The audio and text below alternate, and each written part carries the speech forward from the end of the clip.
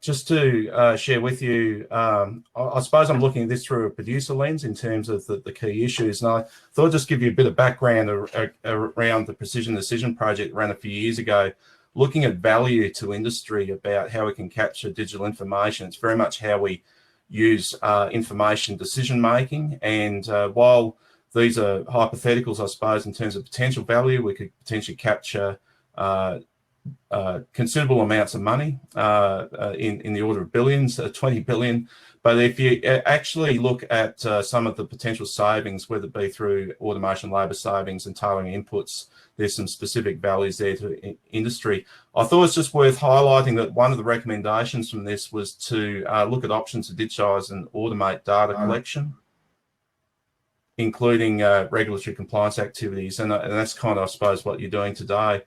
When we started this, though, however, there was a lot of sort of views that we perhaps could cherry pick technologies, but what's very clear is we need an integrated approach and a functional system to actually deliver value from data. That's right through from having adequate connectivity to adequate systems and processes and standards to actually then manage our farm businesses. And just to give you a bit of background, there was a survey within that actually broke down some of the technologies, but only 23% of businesses were actually using some form of software to actually run their business. And it was even less when you actually looked at software that actually helped specifically with farm management, not just with machine management. And we can talk to that a bit later. But in terms of value, I suppose from a grains industry perspective, there's certainly a lot of value in terms of opportunity for capturing improved targeting of inputs and also potential yield improvements plus labour savings. And similarly, if we look at animal industries as well, and particularly for things like feed and water management in particular.